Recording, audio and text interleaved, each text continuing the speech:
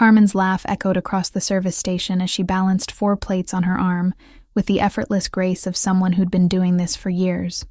Table 6 wants extra Parmesan, and the gentleman at 12 is asking for you specifically again.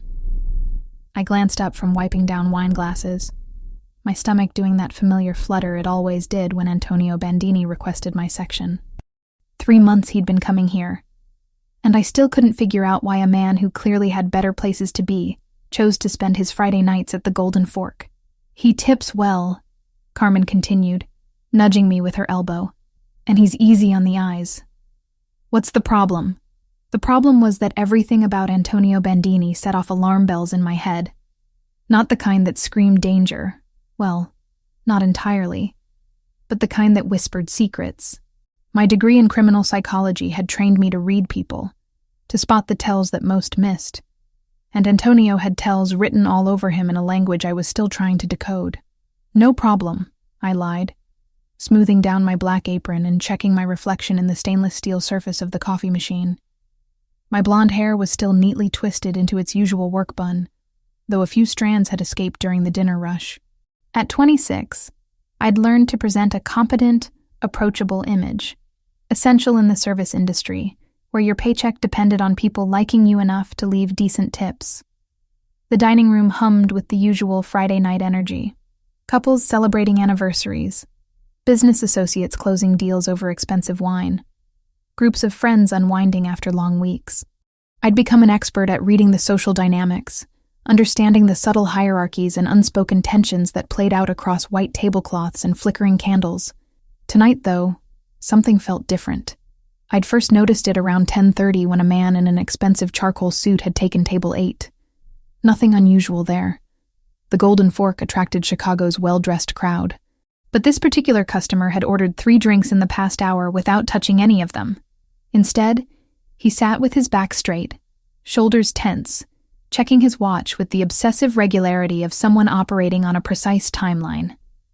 More concerning was his positioning. Table 8 offered a perfect sightline to Table 12, Antonio's usual spot. Every few minutes, the man's gaze would drift in that direction, not obviously, but with the kind of peripheral awareness that spoke of professional surveillance. Then there was the guy at the bar. Mid-30s, expensive Italian leather shoes that probably cost more than my monthly rent, nursing the same whiskey for 45 minutes. He'd positioned himself with clear views of both the main entrance and the kitchen corridor, his posture too rigid for someone supposedly relaxing after work. The way he kept adjusting his jacket suggested he was carrying something he didn't want noticed. A third man had claimed the small table near the restrooms 20 minutes ago. Prime real estate for monitoring the back exit. The route staff used, and I'd noticed, the path Antonio always took when leaving. This one was younger, maybe early 30s, with the kind of nervous energy that manifested in constant motion. Checking his phone, straightening his silverware, drumming silent rhythms against his thigh. My psychology training had taught me to recognize patterns of behavior, and these 3 men were exhibiting classic pre-action anxiety. Elevated breathing, repetitive gestures, hypervigilance, all signs of people preparing for something significant. Maybe I was being paranoid. God knows studying criminal behavior had made me see threats in perfectly innocent situations before. But the coordination of their positioning, the synchronized timing of their movements, the way they all maintained awareness of Table 12 while pretending to focus on their own evening. Earth to Elena, Carmen's voice cut through my thoughts. Your mysterious Italian is waiting for his usual wine service. I grabbed the bottle of Barolo Antonio always ordered, a vintage that cost more than I made in 2 days, and approached Table 12. He looked up as I neared, those storm-gray eyes of his conducting their usual assessment.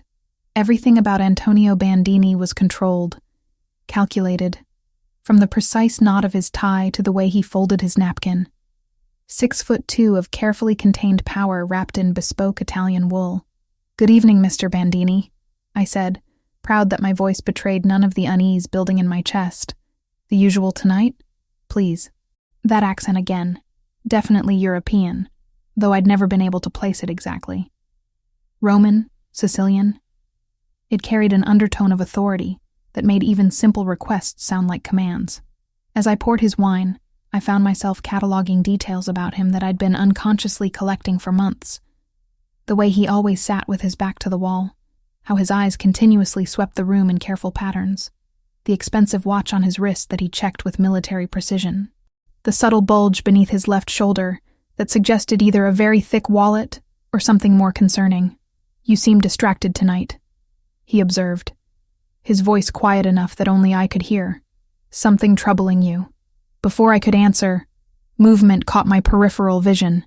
The man at table 8 had pulled out his phone again, this time speaking in hushed tones. I strained to catch fragments of his conversation as I pretended to examine the wine label. 23:45, he was saying, his voice barely above a whisper. "Back exit. Everything's in position." My blood turned to ice. 23:45 was exactly 15 minutes away. The back exit was the route Antonio always used. And "everything's in position" suggested coordination between multiple parties. The pieces clicked together with terrifying clarity. 3 men positioned strategically around the restaurant, all maintaining visual contact with table 12, all operating on the same timeline, all focused on Antonio Bandini's usual departure routine. I glanced at my watch. 23:30. 15 minutes until... what? An ambush? An assassination attempt? Whatever these men were planning, it was scheduled to happen exactly when Antonio would be walking toward his car through the back exit. My hands trembled as I finished pouring his wine. Every instinct screamed at me to mind my own business, to finish my shift and go home to my studio apartment, where the most dangerous thing I faced was the stack of unpaid bills on my kitchen counter. But I couldn't shake the image of Antonio walking unsuspecting into whatever trap was being set. Maybe I was wrong. Maybe my overactive psychology training was reading malice into innocent coincidence. But what if I wasn't? What if those 15 minutes were all that stood between Antonio Bandini and disaster? "Mr. Bandini," I said quietly, leaning forward as if to adjust his place setting. "I might be completely wrong, but I think you should stay quiet and not move. Something's planned for 23:45. His hand stilled on his wine glass, those gray eyes sharpening with sudden focus. For a heartbeat, we existed in a bubble of shared tension, while the restaurant continued its oblivious hum around us. "Explain," he said, his voice so low I almost missed it. 3 men, table 8, the bar, and near the restrooms. They've been watching you for the past hour. Coordinated positioning, synchronized timing, pre-action anxiety behaviors." The words tumbled out in a rush of professional terminology mixed with genuine fear. I heard fragments about 23:45 and the back exit. Antonio's expression didn't change, but something shifted in his posture. A coiling of muscles, a readiness that transformed him from elegant dinner companion to something far more dangerous. "You're certain?" I wasn't certain of anything except the rapid beating of my heart and the cold sweat breaking out across my palms. "No. But yes, maybe. I study this stuff, behavioral analysis, and everything about them screams surveillance." He reached into his jacket, slowly, carefully, and withdrew his phone. A few quick taps, then he set it face down beside his plate. "Done." What's done? That ghost of a smile I'd seen before, sharp and predatory. Insurance. What happened next unfolded with the precision of a military operation, though at the time I could barely process the chaos erupting around me. Antonio's phone buzzed once, a response to whatever message he'd sent. Within seconds, 3 men in dark suits materialized from various corners of the restaurant like shadows coming to life. I hadn't even noticed them before, which should have terrified me more than it did. The man at table 8 never saw it coming. One moment he was checking his watch for the 100th time. The next, he was face down on his dinner plate with his arm twisted behind his back at an angle that made my stomach lurch. His phone clattered across the marble floor, screen cracked. The guy at the bar tried to run. Bad choice. He made it exactly 3 steps before disappearing behind a wall of expensive Italian wool and controlled violence. Other diners looked up from their meals with the mild curiosity of people watching street performers, completely unaware they were witnessing something far more dangerous. The third man, the one near the restrooms, showed more survival instinct. He bolted for the back exit, the same route he'd been monitoring all evening. I lost sight of him in the corridor, but the muffled sounds that echoed back suggested his escape attempt hadn't been successful. Through it all, Antonio remained seated, calmly finishing his wine, as if orchestrating tactical takedowns was as routine as ordering dessert. "We need to leave," he said quietly, standing and placing a crisp $100 bill on the table. "Now. I can't just leave work. My shift isn't. Your shift is over." His hand found the small of my back, steering me toward the main entrance with gentle but absolute authority. "Trust me when I say you don't want to be here when the police arrive to investigate what just happened." My legs felt disconnected from my brain as we walked through the dining room. Carmen caught my eye from across the restaurant, her expression confused as she watched me leave with a customer. I wanted to explain, to tell her I'd call later, but Antonio's pace never slowed. Outside, a black sedan waited with the engine running. Not the kind of coincidence that happened in normal people's lives. "Get in," Antonio said, opening the rear door. Every rational thought in my head screamed warnings. This was how people disappeared. This was how normal lives ended, and bodies ended up in rivers. But what choice did I have? I'd just witnessed what happened to people who crossed Antonio Bandini, and I was pretty sure refusing his invitation would put me in that category. The interior smelled like leather and expensive cologne. Antonio slid in beside me, maintaining careful distance while somehow still dominating the space. The driver, a mountain of a man with graying temples, pulled away from the curb without a word. "Where are you taking me?" I asked, proud that my voice only shook slightly. "Somewhere safe while we sort this out." "Sort what out?" "I don't even know what just happened back there." Antonio studied me with those storm-gray eyes, calculating something behind their depths. "You saved my life tonight. That tends to complicate things." We drove through Chicago's late-night streets in tense silence. I recognized the neighborhoods at first, familiar territory near my apartment building. But as we headed further north, the scenery shifted to areas I knew only from magazines and news reports about the wealthy elite. The safe house turned out to be a penthouse apartment in a gleaming tower that scraped the belly of the night sky. More armed men waited in the lobby, their presence transforming what should have been elegant surroundings into something that felt distinctly like a fortress. "This is temporary," Antonio assured me as we rode the private elevator to the 32nd floor. "Just until we understand the full scope of tonight's events." The apartment was stunning.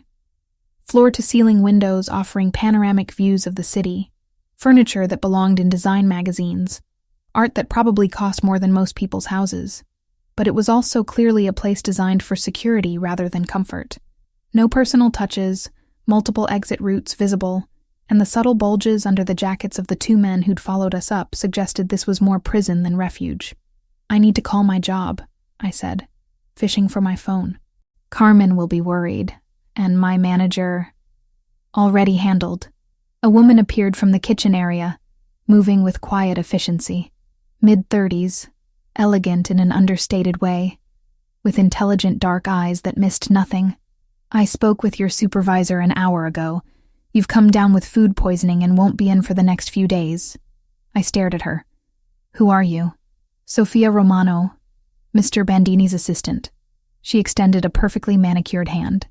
"I've prepared the guest room for you, and there are clothes in your size in the closet. If you need anything else, please let me know." "How do you know my size?" That same calculating look I'd seen from Antonio. "We're very thorough in our research, Miss Morrison." The casual mention of research sent fresh chills through me. How much did they know? How long had they been watching me? And why did I suddenly feel like a specimen under a microscope? Antonio had disappeared into another room. An office, judging by the glimpse of computers and communication equipment I caught before the door closed. Sophia gestured for me to follow her down a hallway, lined with abstract paintings that probably cost more than my college education. "You must have questions," she said as we walked. "About 1,000 of them, Mr. Bandini will answer what he can tomorrow. For tonight, try to rest. It's been an eventful evening." The guest room was larger than my entire apartment, decorated in soothing blues and grays that should have been calming but somehow weren't. Sophia had laid out clothes on the bed, designer labels I recognized from window shopping expeditions I could never afford. "How did you know I'd be coming here?" I asked, fingering the soft fabric of a cashmere sweater. Sophia paused in the doorway, her expression carefully neutral. Mr. Bandini is a man who plans for contingencies. He's been aware of you for some time, Miss Morrison. Aware of me, how? But she was already gone, leaving me alone with questions that multiplied faster than I could process them. I didn't sleep. How could I? Every sound from the hallway made me jump. Every distant voice made me wonder if I was about to become another casualty in whatever war I'd stumbled into. By dawn, I'd worn a path in the expensive carpet from pacing. Sophia appeared with coffee and pastries around 8, her efficiency suggesting she'd dealt with traumatized houseguests before. Mr. Bandini would like to speak with you when you're ready, she said, setting the tray on a small table near the windows. And if I'm not ready? A slight smile. Then he'll wait. But Miss Morrison, the longer you wait, the more questions you'll have, and the fewer answers will satisfy you. She was right, of course. I'd spent the night constructing increasingly elaborate theories about who Antonio Bandini was and what I'd gotten myself into. None of them were particularly comforting. I found him in the office, surrounded by monitors displaying what looked like security feeds from various locations around the city. He'd changed from his dinner attire into dark jeans and a white shirt, looking younger and somehow more dangerous in casual clothes. "Sleep well?" he asked without turning from the screens. "Did you expect me to?" That ghost of a smile. "No, but I hoped." He swiveled to face me, those gray eyes conducting their usual assessment. "How much do you know about organized crime in Chicago, Elena?" The use of my first name sent an unexpected flutter through my chest. Only what everyone knows. That it exists, that people get hurt, that normal people try to stay as far away from it as possible. Smart policy. Unfortunately, no longer an option for you. Because I saved your life. Because you witnessed Riccardo Torino attempting to have me killed. And because your intervention allowed my men to capture 2 of his people alive. Antonio stood, moving to pour coffee from a service I hadn't noticed. "Torino will assume you're working with me. That makes you a target." The casual way he delivered this death sentence made my knees weak. For how long? Until Torino is no longer a problem. And how long will that take? Antonio handed me a cup of coffee, his fingers brushing mine briefly. That depends on how smart he is, and how quickly he realizes his war with my family was always going to end only one way. Family. The word carried weight I was only beginning to understand. Saturday morning came with the harsh reality that my life had fundamentally changed overnight. I woke in sheets that probably cost more than my monthly rent, in a room that could house 3 families, guarded by men whose job was to ensure I never left without permission. The panic attack hit me before I was fully conscious. My chest constricted, air becoming impossible to draw into my lungs. The elegant bedroom walls seemed to close in, transforming from sanctuary to prison cell. My hands shook as I gripped the expensive bedding, trying to ground myself in something tangible, while my mind spiraled through every worst-case scenario my psychology training had ever made me aware of. I was going to disappear. Become another statistic. Another missing person whose case would gather dust in some detective's filing cabinet. No one would even know where to start looking. "Miss Morrison?" Sophia's voice carried through the door, accompanied by a gentle knock. "I've brought breakfast." I forced myself to breathe slowly, counting to 4 on each inhale, holding for 4, exhaling for 6. The technique Dr. Martinez had taught me during my grief counseling after Mom died, back when panic attacks were about medical bills and funeral arrangements, not about being held captive by organized criminals. "I'm fine," I called out, proud that my voice sounded relatively normal. "May I come in?" Did I have a choice? Everything about my situation was phrased as requests, but the armed guards outside made it clear that refusal wasn't really an option. Sophia entered carrying a silver tray laden with coffee, fresh fruit, and what looked like homemade pastries.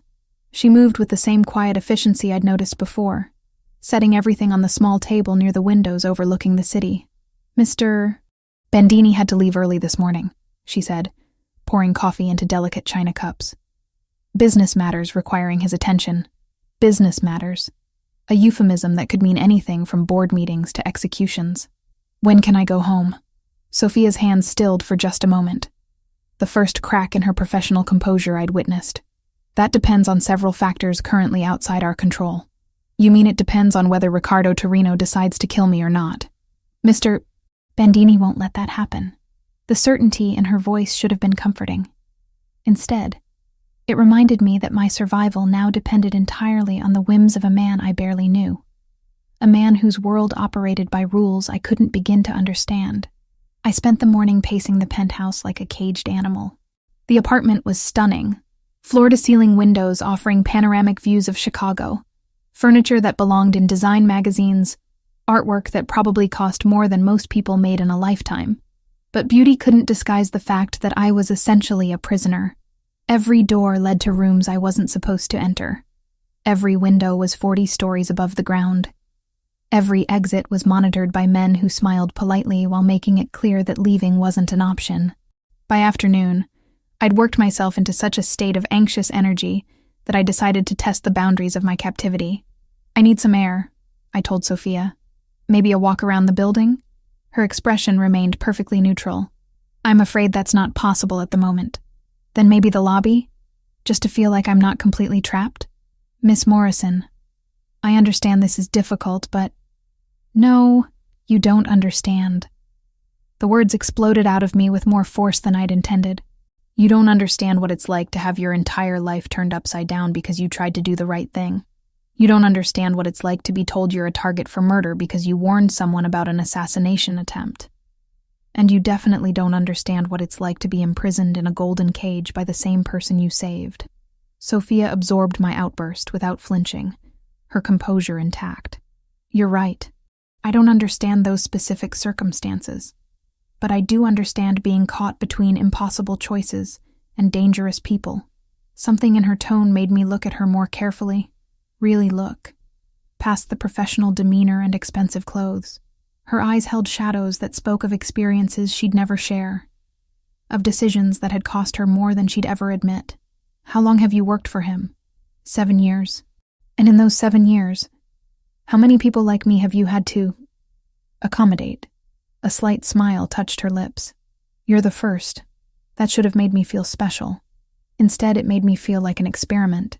Sunday brought a second panic attack in my first escape attempt.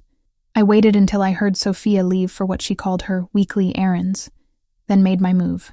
The guards at the front entrance were positioned to watch for people coming in, not necessarily for residents going out. If I moved with confidence, dressed appropriately, maybe I could simply walk past them like I belonged there. I made it exactly 3 floors down in the elevator before it stopped between floors. The lights dimmed, then came back up, and when the doors opened again, one of Antonio's men was waiting for me. Miss Morrison, he said politely, as if encountering me in an elevator between floors was perfectly normal. Mr. Bandini asked me to escort you back to the apartment. The shame of being caught trying to escape burned hotter than the fear.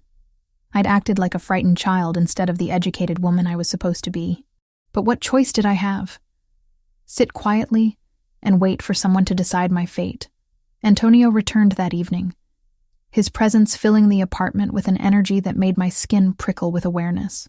He'd changed from his morning suit into dark jeans and a black sweater, looking younger and somehow more dangerous in casual clothes. I hear you had an eventful day, he said, pouring himself a glass of whiskey from a crystal decanter. Heat flooded my cheeks. I needed some air.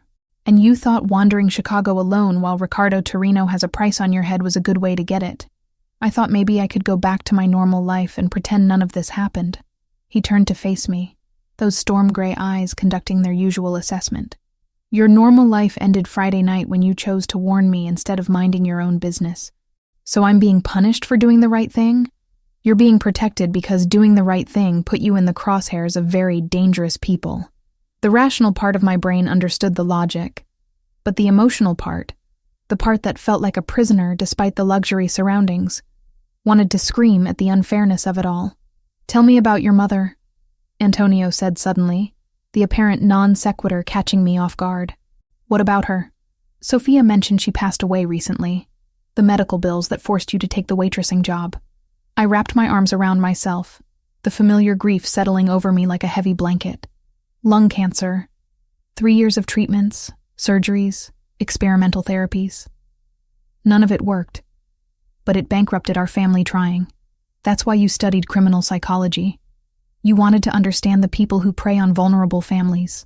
The insight caught me off guard. I'd never articulated it that way, but there was truth in his words. Insurance companies aren't technically criminals, but they destroy lives just the same. Something shifted in his expression, a softening around the edges, a recognition of shared pain. My mother died when I was 15, poisoned by someone we trusted, someone who ate at our table, who my father considered family. The quiet admission hung in the air between us. Vulnerability offered like a gift I wasn't sure I deserved to receive. A business associate? My father's cousin. He'd been selling information to rival families for years, but we never suspected until it was too late. Antonio's voice carried no emotion, but his knuckles were white where they gripped his glass. She suffered for 3 days before she died. The doctors couldn't figure out what was wrong until the autopsy. I'm sorry. It taught me never to trust anyone completely. And it taught me to recognize the signs of betrayal before they become fatal. Understanding dawned. That's why you need someone who can read people. Someone who can spot the tells that most people miss. Your intervention Friday night wasn't just good instincts. You saw patterns of behavior that trained killers tried to hide. That's not a skill you learn waitressing tables. I found myself studying his face the way I'd been trained to study subjects in my criminology classes. The controlled expression that never quite concealed the pain underneath. The careful posture that spoke of constant vigilance. The way his eyes continuously swept the room even in his own home. You don't trust anyone, do you? Trust is a luxury I can't afford. That sounds like a lonely way to live. For a moment, something raw and honest flickered across his features. Loneliness is better than betrayal. That night, sleep eluded me completely. I lay in the expensive sheets staring at the ceiling, processing the conversation with Antonio, trying to reconcile the dangerous criminal with the grieving 15-year-old who'd watched his mother die from poison administered by family. At 3 a.m, I gave up on sleep and padded to the kitchen in search of water. The apartment was dark, except for the city lights filtering through the massive windows, creating patterns of light and shadow across the marble floors. I wasn't alone. Antonio stood at the kitchen island, fully dressed despite the late hour. Steam rose from 2 cups sitting on the granite counter, and the rich aroma of coffee filled the air. Couldn't sleep either? He asked without turning around. Too much to process. He handed me one of the cups. Perfect espresso in delicate china. It's an old family recipe. My mother used to make it when I had nightmares. The gesture was so unexpectedly intimate that it caught me off guard. This wasn't the calculated crime boss or the controlled businessman. This was just a man sharing something precious from his past. We stood in comfortable silence, drinking coffee in the soft glow of the city lights. For the first time since Friday night, I felt something other than fear or anger, something that might have been understanding. The men who killed her, I said quietly. What happened to them? My father handled it when I turned 18. All of them. And the cousin? Antonio's smile in the darkness was sharp as broken glass. That one was mine. 2 weeks of living in Antonio's gilded cage had taught me the subtle rhythms of his world. The way conversations stopped when he entered rooms. How grown men twice my size deferred to his quiet authority. The careful dance of power that played out in gestures too small for outsiders to notice, but too significant for insiders to ignore.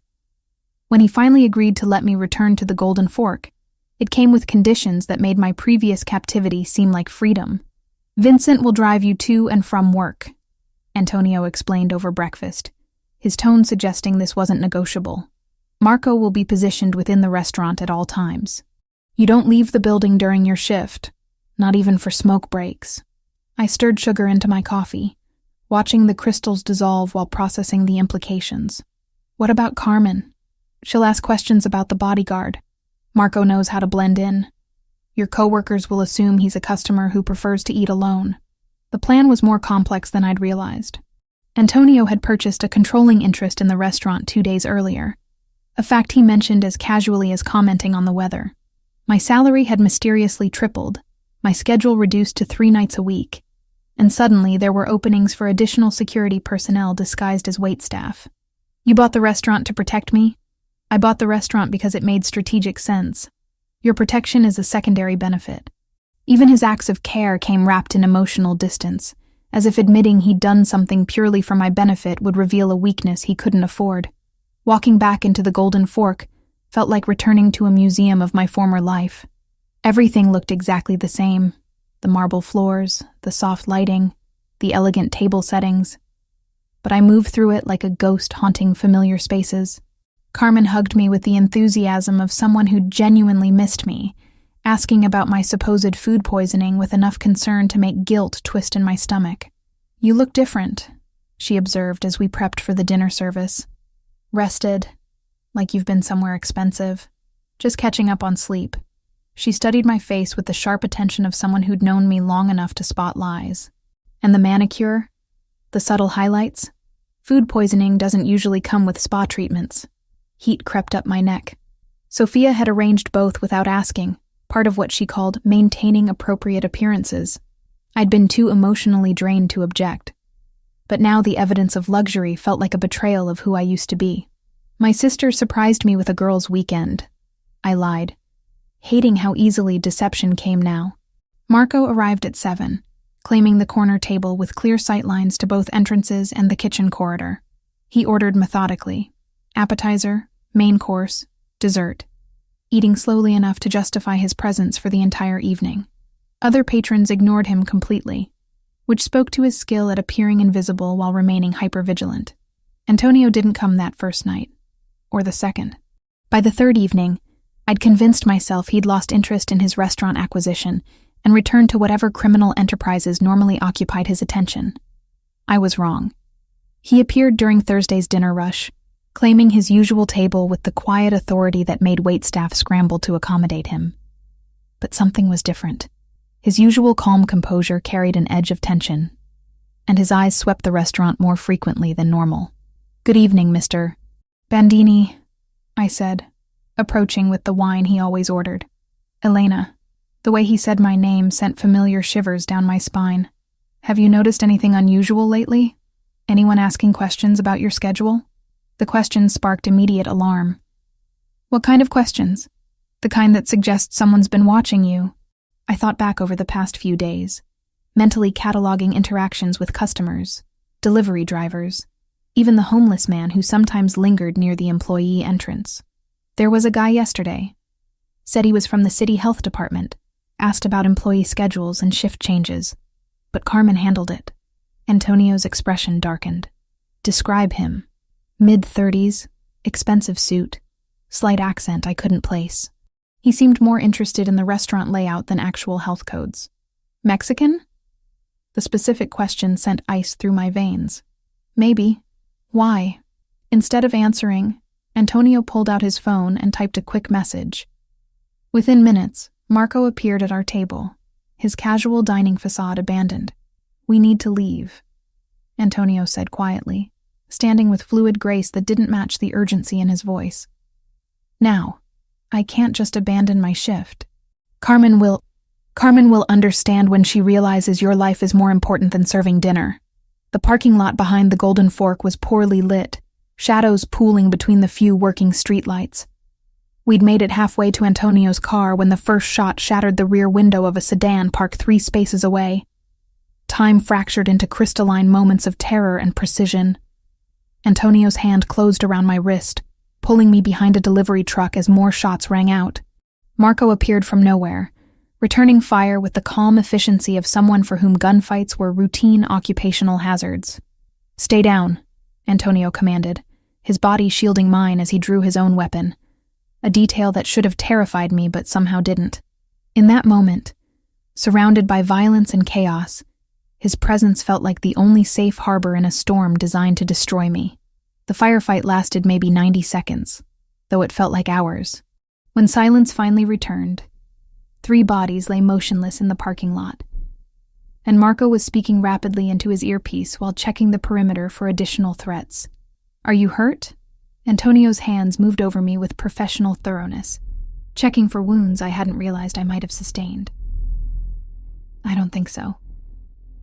My voice sounded strange to my own ears, distant and hollow. "Were they trying to kill me?" "They were trying to take you. Very different objective."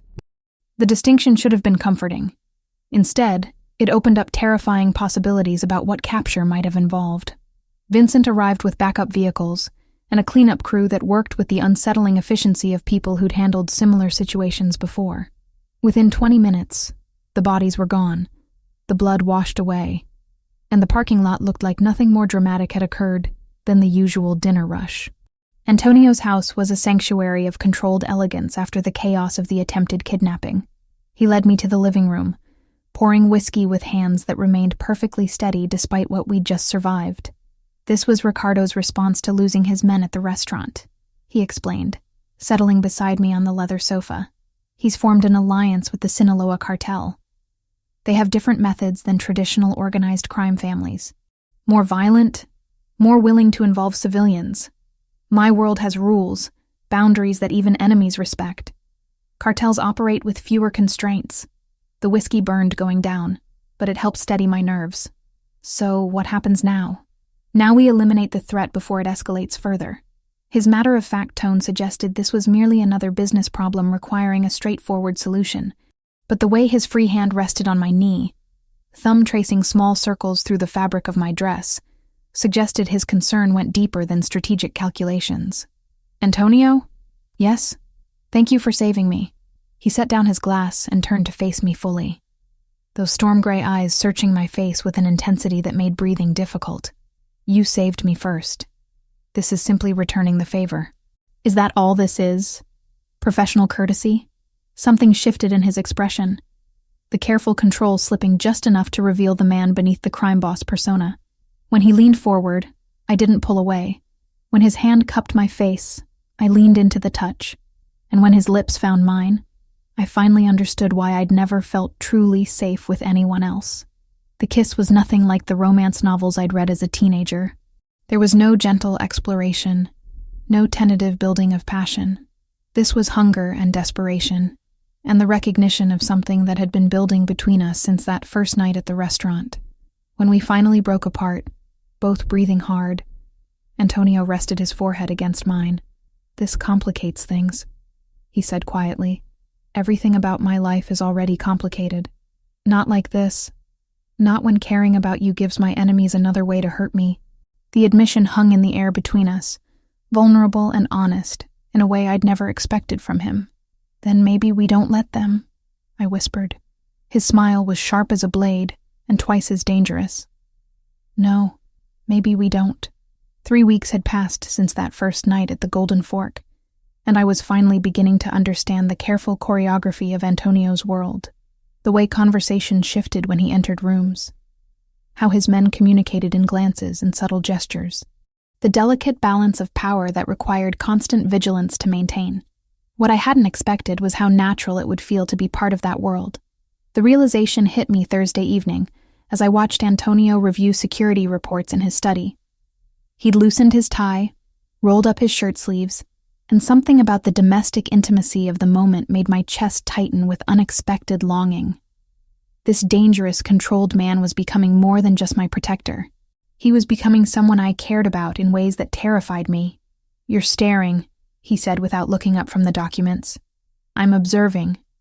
There's a difference. That ghost of a smile I'd grown to love.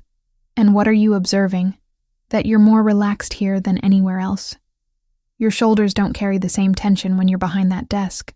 He set down the papers and leaned back in his chair, those storm-gray eyes conducting their usual assessment. This room is the only place where I don't have to worry about threats from unexpected directions. Because you control the variables. Because I trust the security. He paused, something shifting in his expression. And because I trust you. The admission hung in the air between us, weighted with significance I was only beginning to understand. In Antonio's world, trust was currency more valuable than money, more dangerous than weapons. Antonio, I said softly, moving around the desk to stand beside his chair. He reached up, fingers tracing the line of my jaw with exquisite care. I never intended for this to happen. For what to happen? For you to matter this much. Before I could respond, his hands were in my hair, pulling me down until his mouth found mine. This kiss was different from our first. Deeper, more desperate. carrying the weight of 3 weeks of carefully maintained distance finally crumbling. When he lifted me onto the desk, scattering papers with careless abandon, I didn't protest. When his hands traced the curves of my body with reverent attention, I welcomed his touch. And when he whispered my name like a prayer against my throat, I understood that whatever happened next would change everything between us. We made love with the desperate intensity of people who'd been denied something essential for too long. Every touch was a confession, every kiss a promise neither of us was sure we could keep. In that moment, surrounded by the trappings of his dangerous world, Antonio wasn't a crime boss. He was just a man who'd found something worth protecting beyond his own power.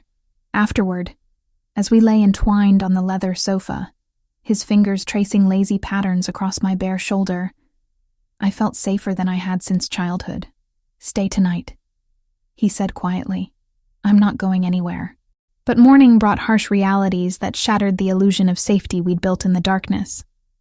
I was in the kitchen making coffee when Sophia appeared with the morning security briefings, a routine I'd grown accustomed to over the past weeks.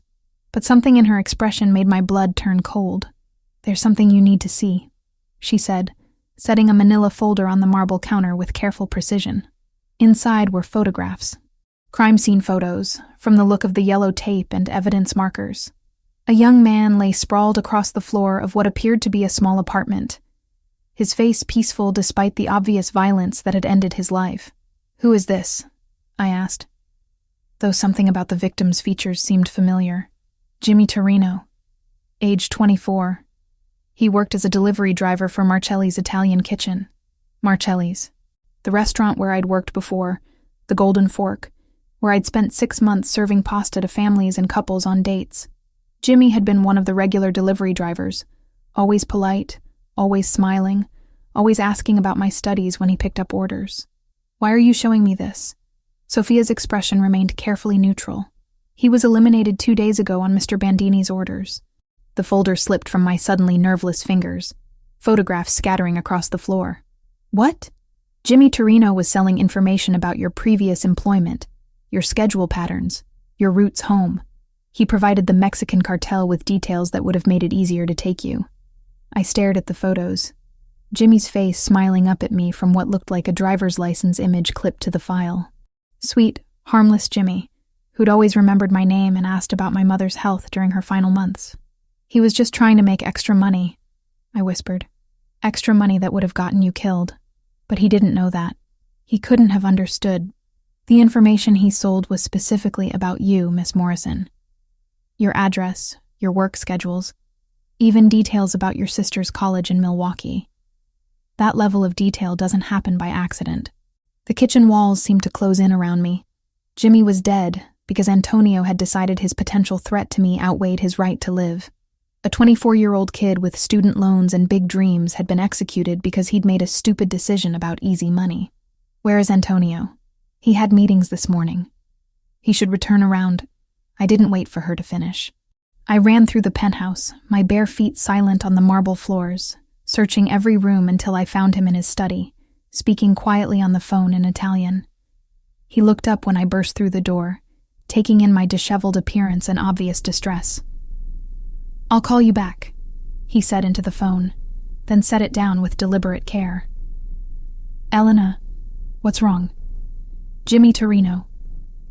Something shifted in his expression, a careful blankness that confirmed everything Sophia had told me.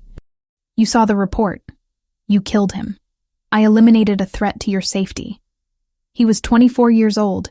He was just trying to pay off student loans." Antonio stood, moving around the desk with that predatory grace that no longer seemed protective. Now it felt dangerous in an entirely different way. He was selling information that would have led to your death or disappearance. His motivations don't change that fact. He didn't know what the information would be used for. Ignorance doesn't excuse the consequences of his choices. I backed toward the door, suddenly desperate to put distance between us. "You're talking about a person, not a business problem. Jimmy had a family, friends, a life, and now you still have yours."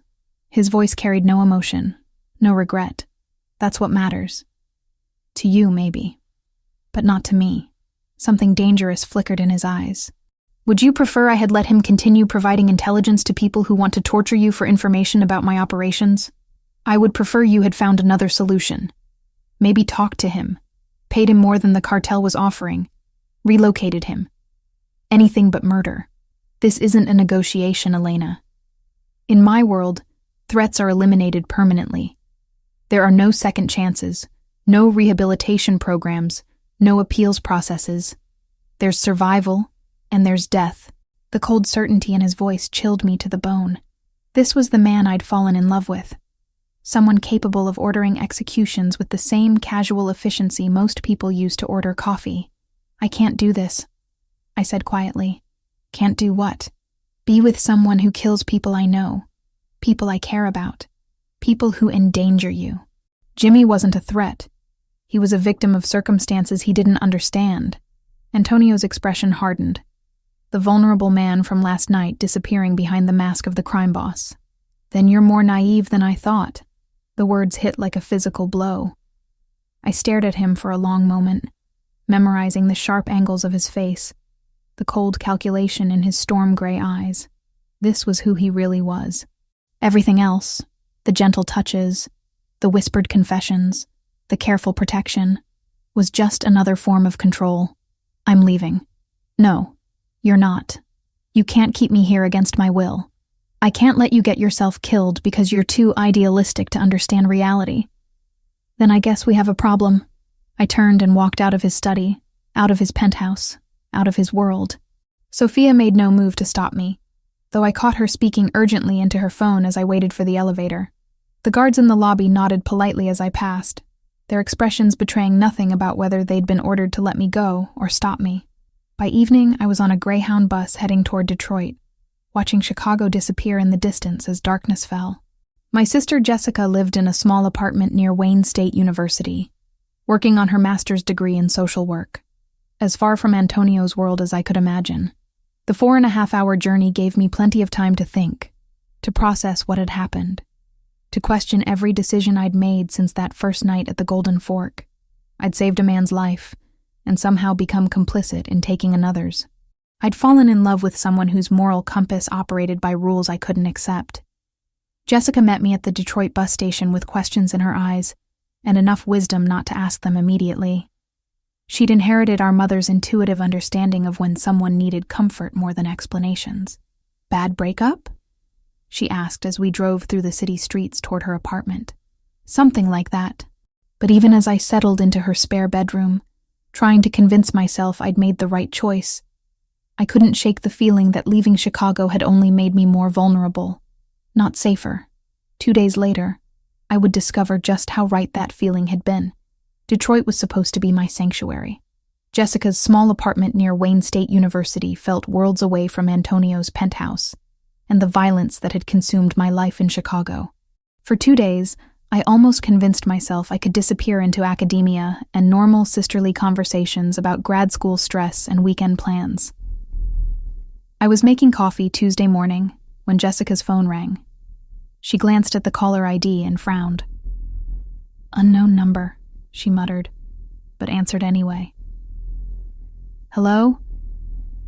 I watched her face change from mild annoyance to confusion to stark terror in the space of heartbeats. The phone slipped from her suddenly nerveless fingers, clattering across the kitchen floor. "Jess, what's wrong?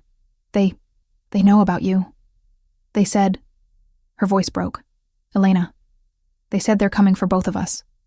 Ice flooded my veins. "Who said that?" "I don't know." The voice was accented, maybe Spanish.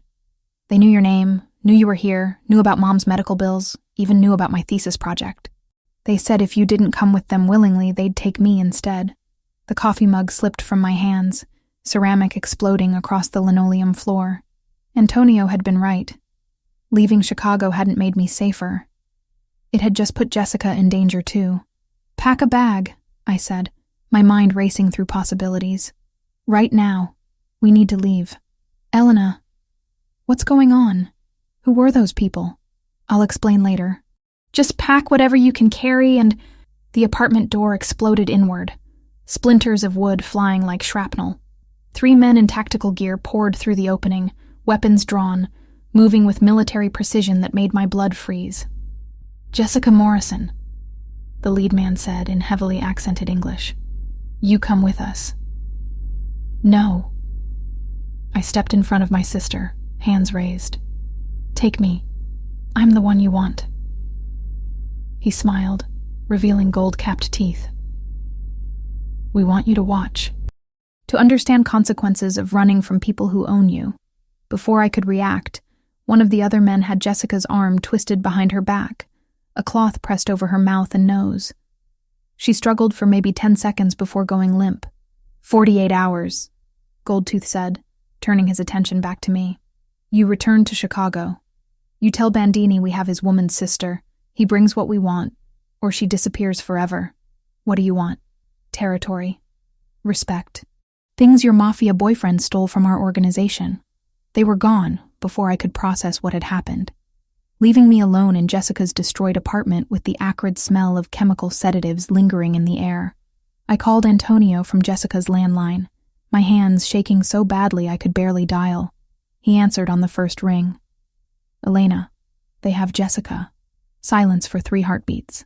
When he spoke again, his voice carried the cold precision that meant someone was about to die. "Where are you?" "Detroit. They said 48 hours. They want territory and respect." "I'm already in the car. Send me the address." "Antonio, Save it. We'll discuss your decision to run later. Right now we focus on getting your sister back alive." He arrived 6 hours later with an entourage that transformed Jessica's quiet neighborhood into a staging ground for military operations. Black SUVs lined the streets, men in expensive suits speaking rapidly into earpieces, surveillance equipment being deployed with practiced efficiency. Antonio found me sitting on Jessica's couch, still in the clothes I'd slept in, staring at the blood on the carpet where she'd scraped her knee during the struggle. "Tell me everything," he said, settling beside me with careful distance. I recounted the morning's events in clinical detail, my psychology training helping me remember specifics that might be important. The accents, the timing, the equipment they'd used, even the particular chemical smell that suggested military-grade sedatives. "Sinaloa," he said when I finished. "Ricardo's been busy building alliances. Can you get her back?" Something flickered in his expression. Not quite vulnerability, but close. "I've never lost someone I was protecting. I won't start with your sister." The next 12 hours unfolded like a master class in organized crime operations. Antonio's team located the cartel's temporary base through surveillance, electronic intercepts, and what Sophia euphemistically called enhanced interrogation of local contacts. Jessica was being held in an abandoned warehouse on Detroit's east side, guarded by 8 men with automatic weapons and orders to kill her if they detected any rescue attempt. "Standard cartel protocol," Antonio explained as we studied satellite images of the building. "They're expecting overwhelming force, so we give them the opposite." "What's the opposite of overwhelming force?" "Precision, psychology, using their expectations against them." That's when he turned to me with an expression I'd learned to recognize. The look he got when he was about to ask for something I wouldn't want to give. "I need your expertise," he said quietly. "Your ability to read behavioral patterns, to predict how people will react under extreme stress. You want me involved in the actual rescue. I want you to help us understand their mindset. Cartel soldiers aren't like Mafia soldiers. They operate on different psychological principles, different motivations. You studied this in school." He was right. My criminology courses had covered the differences between traditional organized crime families and drug cartels. Different recruitment methods, different loyalty structures, different responses to pressure and threat. What do you need to know? How they'll react when we take out their perimeter guards. Whether they'll kill Jessica immediately or try to use her as a bargaining chip. What kind of psychological pressure will make them make mistakes? I found myself drawn into the tactical planning, despite every rational instinct screaming that this was madness. But Jessica's life hung in the balance, and my academic knowledge might be the difference between her coming home or disappearing forever. Cartel soldiers are motivated by fear more than loyalty, I explained as Antonio's team gathered around the surveillance photos. They're afraid of their superiors, afraid of rival organizations, afraid of law enforcement. That fear makes them unpredictable, but also exploitable. How? Create multiple simultaneous threats. Make them think they're being attacked from different directions by different groups. Their training will fracture. Some will follow protocol, others will panic, others will try to negotiate. That division gives you opportunities. Antonio nodded slowly. And Jessica?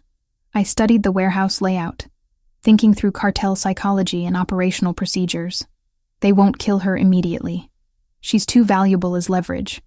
But if they think the rescue attempt is failing, if they believe they're all going to die anyway, they'll execute her to deny you the victory. So we make sure they never reach that conclusion. Or we make them believe cooperation is their only chance of survival.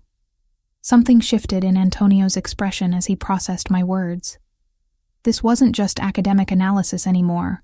I was actively participating in planning a military operation against the people who'd taken my sister. Elena, he said quietly, there's something else you need to understand about Jimmy Torino. My stomach clenched. What about him? He wasn't just selling general information about your schedule. He was providing detailed intelligence about your sister, her address, her class schedule, her daily routines. The cartel has been planning this for weeks. The revelation hit me like a physical blow. Jimmy hadn't just put me at risk. He'd made Jessica a target. His harmless side income had painted a bullseye on the most important person in my world. If I hadn't eliminated him, Antonio continued, they would have taken her weeks ago. Possibly killed her after extracting what information they could about you. I stared at the warehouse photos spread across the table, seeing them with new understanding. Jimmy's death hadn't just been about protecting me. It had been about protecting Jessica, too. I understand now, I said quietly. In your world, hesitation means death, for everyone we care about. Something fundamental shifted in my chest. Not quite forgiveness, but acceptance. The moral landscape of Antonio's world operated by rules I'd never wanted to learn. But ignoring those rules had nearly cost Jessica her life. What do you need me to do? His smile was sharp as a blade and twice as dangerous. Help me get your sister back. Then help me end Ricardo Torino permanently. Over the next 6 hours, I found myself fully integrated into Antonio's team in ways I'd never imagined possible. My psychology background proved invaluable for predicting cartel behavior patterns, and my intimate knowledge of Jessica helped plan approach routes that wouldn't trigger her panic responses during the rescue.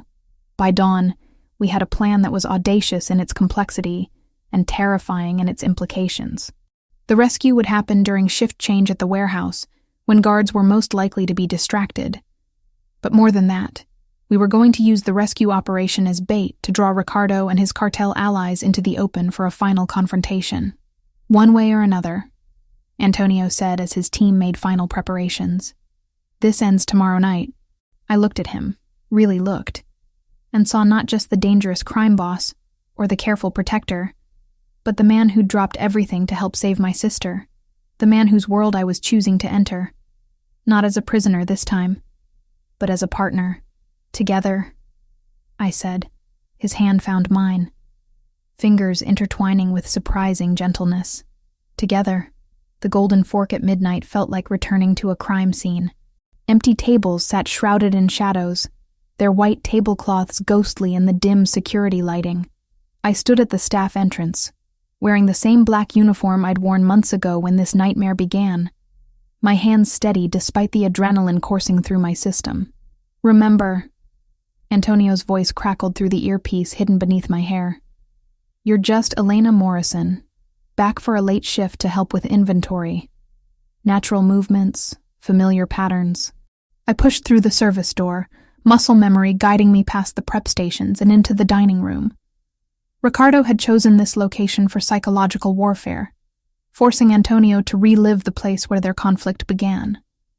But he'd made a critical error in choosing ground I knew better than any of his soldiers. The restaurant wasn't empty. 3 men sat at strategic positions around the dining room, trying to look casual while maintaining sightlines to all entrances. I recognized the behavioral patterns immediately.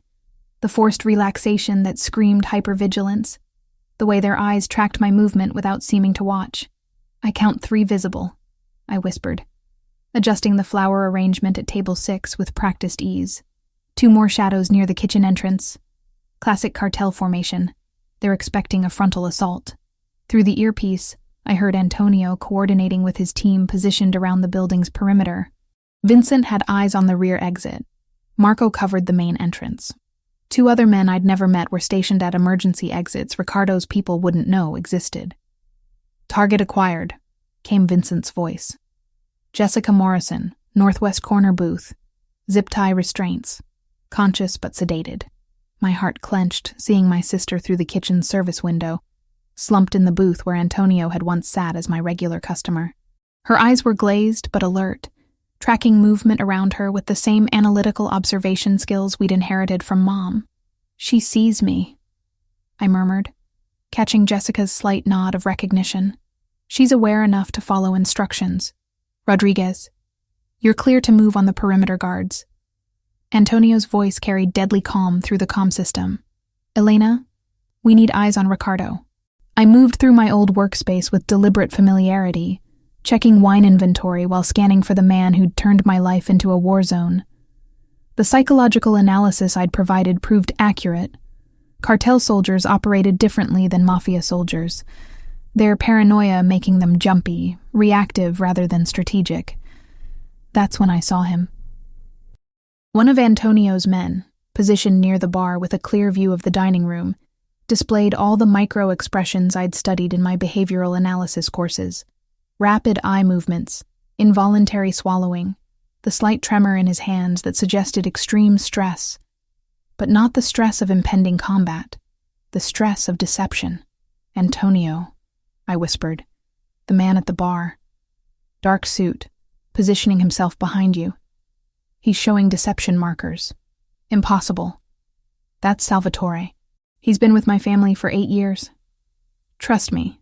Watch his hands, involuntary finger tapping, classic self-soothing behavior under extreme stress. His breathing is shallow, elevated heart rate visible in his neck pulse. He's terrified, but not of Ricardo's men. He's terrified of what he's about to do." Through the service window, I watched Salvatore's hand move slowly toward his jacket. Not the smooth, practiced motion of someone drawing a weapon in combat, but the hesitant, guilt-ridden movement of someone betraying everything they'd sworn to protect. "Gun," I hissed into the comm. "Left side jacket. He's positioning for a back shot." The next 30 seconds unfolded with brutal precision. Antonio spun just as Salvatore's weapon cleared his holster, muscle memory and years of survival instincts saving his life. The shot went wide, shattering a mirror behind the bar. Before Salvatore could fire again, Antonio's return shot caught him center mass, dropping him behind the mahogany bar. The gunshot triggered chaos. Ricardo's men abandoned their pretense of casual dining, weapons appearing from beneath jackets and under tables. But Antonio's team was already in motion, months of tactical preparation paying off as they moved with coordinated precision through entry points Ricardo's soldiers hadn't anticipated. I used the chaos to my advantage, moving through spaces only staff would know. The service corridor behind the kitchen, the storage room with its emergency exit, the wine cellar's secondary access tunnel that led directly to the booth where Jessica waited. "Elena, report." Antonio's voice was strained, background sounds suggesting heavy fighting in the main dining room. "Reaching Jessica now. Give me 30 seconds. My sister looked up as I emerged from behind the service station, relief flooding her features despite the chemical fog clouding her eyes. "Elena, I'm getting you out of here." The zip tie restraints required kitchen shears from the prep station. Precious seconds while gunfire echoed through the restaurant above us. Jessica's hands were numb from restricted circulation, but she could walk if I supported her weight. "Service tunnel," I explained, guiding her toward the maintenance corridor that connected to the building next door. Same route we used for wine deliveries during busy nights. The tunnel was cramped and dark, lined with pipes and electrical conduits that had been installed when the building was renovated decades earlier. Jessica stumbled twice, the sedatives affecting her coordination, but adrenaline kept her moving toward the exit that would put us 3 blocks away from the combat zone. We emerged in the alley behind Marconi's Deli, where Vincent waited with an idling SUV. Jessica collapsed into the back seat, exhaustion and chemical aftereffects finally overwhelming her system. "Secure," I reported through the comm. "Jessica's safe." "Good, because Ricardo just entered through the kitchen." I looked back toward the Golden Fork, seeing muzzle flashes through the windows, knowing Antonio was fighting for his life in the place where we'd first met. Every instinct screamed at me to run, to get Jessica to a hospital, to put as much distance as possible between us and the violence. Instead, I found myself running back toward the restaurant. "Elena, what are you doing?" Vincent's voice chased me down the alley. "My job." I knew the Golden Forks layout better than anyone fighting inside it. I knew the blind spots, the service routes, the structural weaknesses that decades of operation had revealed. And I knew that Ricardo would retreat to the kitchen when pressed. It offered multiple escape routes and defensible positions. The kitchen access was through the loading dock, a route that bypassed the main fighting. I could hear Antonio and Ricardo's voices echoing off the stainless steel surfaces, their confrontation having devolved into the personal, primal combat that would end only with death. "You made this personal when you took her sister." Antonio's voice carried cold fury. "I made it profitable. Your attachment to the girl shows weakness. Weakness your enemies will exploit." I peered around the corner of the prep station, seeing the two men circling each other with predatory intensity. Both had abandoned firearms for the close-quarters brutality that would determine territorial dominance. Ricardo held a kitchen knife with professional familiarity. Antonio had claimed a meat cleaver, its weight lending devastating power to each swing. The fight was vicious and brief. Ricardo was younger, faster, but Antonio fought with the calculated precision of someone for whom violence was a tool rather than a passion. When Ricardo overextended during a thrust, Antonio caught his wrist, twisted until bone snapped, and brought the cleaver down with surgical accuracy. Ricardo Torino died as he'd lived, violently, without honor, far from the territory he'd tried to claim. Antonio stood over the body for a long moment, breathing heavily, cleaver still gripped in his white-knuckled fist. When he looked up and saw me watching from the doorway, something shifted in his expression. From the cold satisfaction of victory to concern for my well-being. "You should be with your sister. She's safe. Vincent has her." "Then why are you here?" I stepped over the debris of overturned equipment and scattered utensils, stopping close enough to feel the heat radiating from his body, to see the minor cuts decorating his knuckles and forearms. "Because this is where we started. In this kitchen, with me serving you dinner and you protecting me from threats I couldn't see. It seemed right that this is where it ends."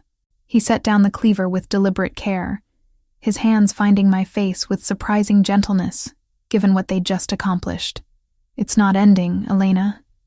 It's just beginning." The sirens were getting closer.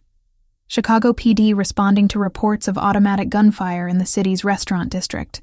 But Antonio's cleanup crew was already in motion. Evidence disappearing with the same professional efficiency I'd witnessed in Detroit.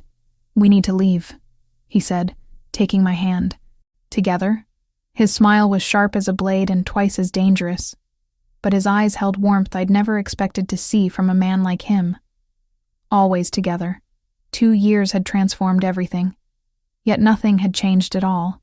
I stood in the conference room of Bandini Hospitality Consulting, watching 6 men in expensive suits struggle to maintain eye contact with me as I reviewed their psychological evaluations.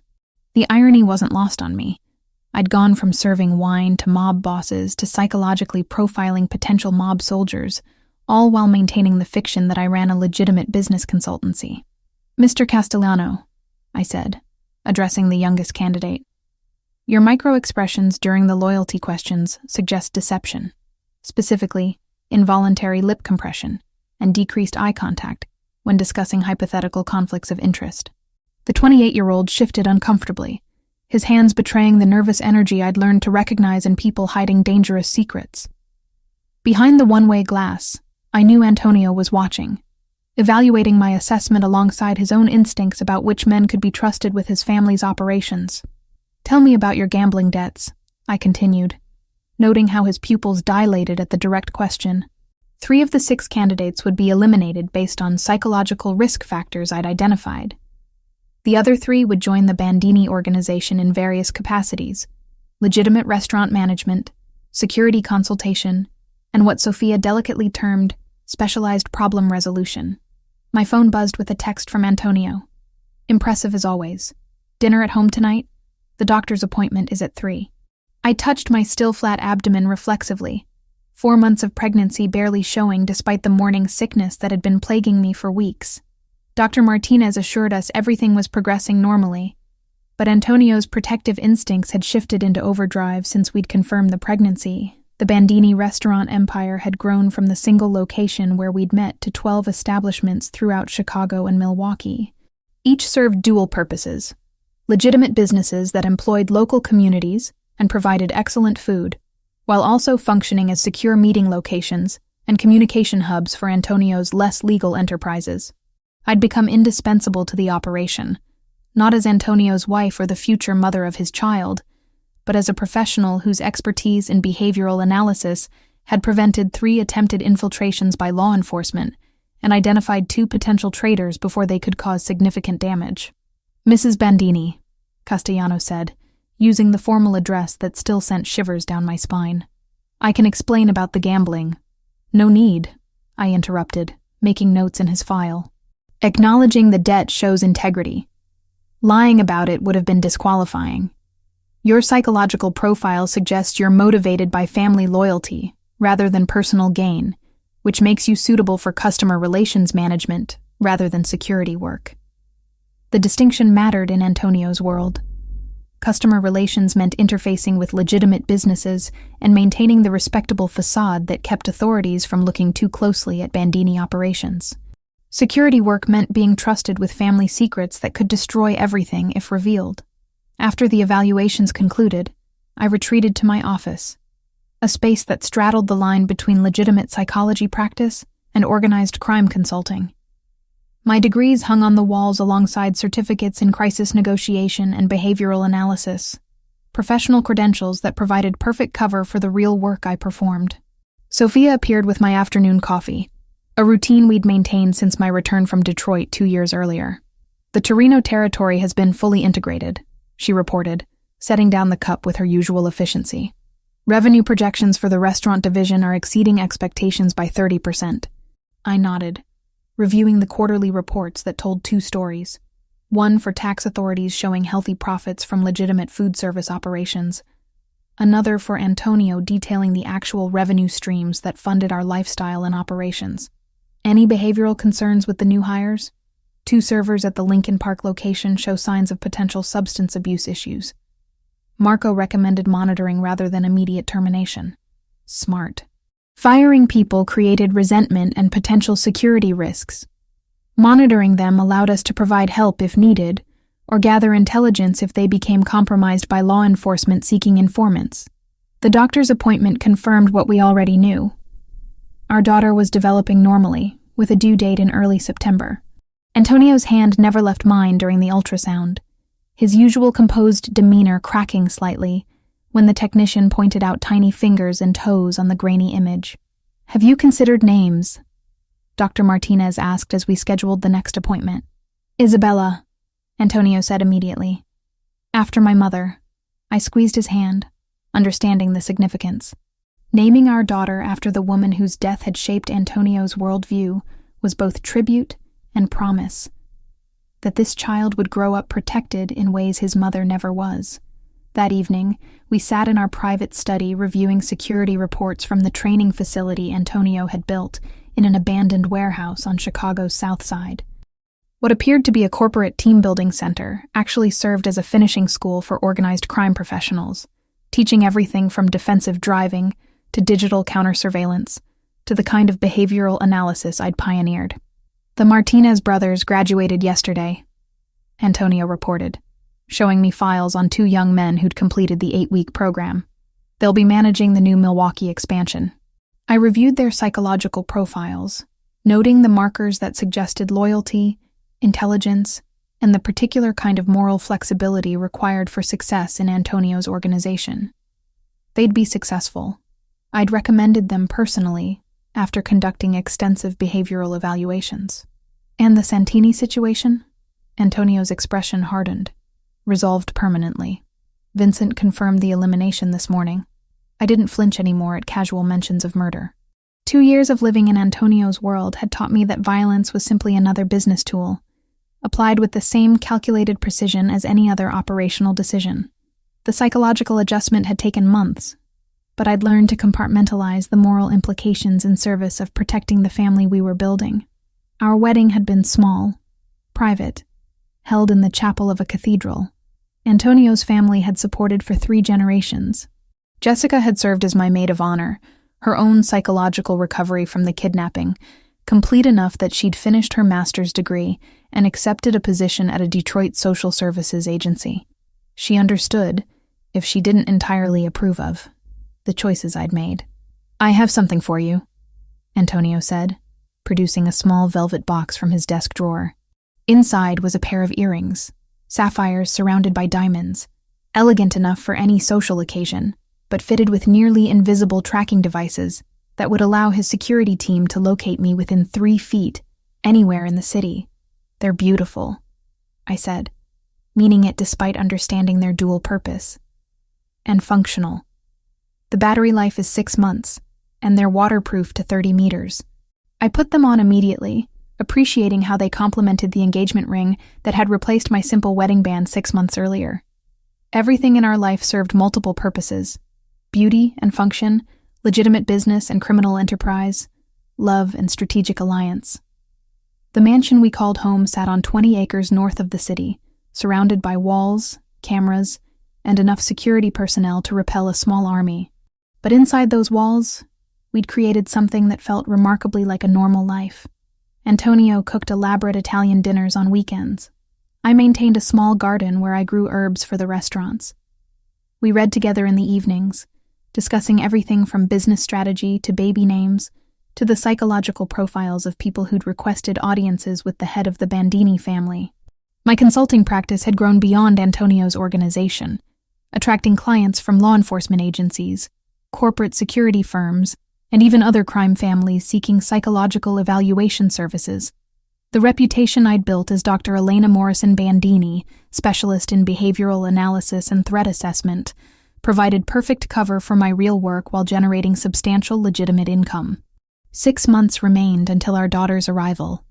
6 months to finalize the succession planning that would eventually see Antonio transition from hands-on operational control to strategic oversight. The empire we were building would someday be hers, legitimate businesses backed by the kind of power and protection that only a true crime family could provide. I stood at the window of our bedroom, watching the sun set over the lake that bordered our property, feeling Isabella move restlessly in response to my shifting position. In the distance, lights were coming on in the training facility, where tomorrow's class of carefully selected candidates would learn the skills necessary for success in our world. Antonio appeared behind me, his arms circling my waist with practiced care, his hands settling protectively over our growing child. "Any regrets?" he asked quietly. I leaned back against his solid presence, thinking about the woman I'd been 2 years earlier. Frightened, naive, convinced that moral absolutes could govern complex realities. That Elena Morrison would have been horrified by the choices I'd made, the world I'd embraced, the man I'd married. "None," I said, and meant it completely. Our reflection in the window showed what we'd become. A crime boss and his psychologist wife, partners in every sense of the word, building an empire that would last generations. Isabella kicked as if in approval, already part of the family business that would someday be her inheritance. Outside our fortress, Chicago hummed with activity, unaware that significant portions of its restaurant industry, its security consulting services, and its behavioral health networks were controlled by the couple standing at this window, planning a future that balanced legitimate success with the kind of power that could only be built on carefully controlled violence. From now on, we were exactly where we belonged,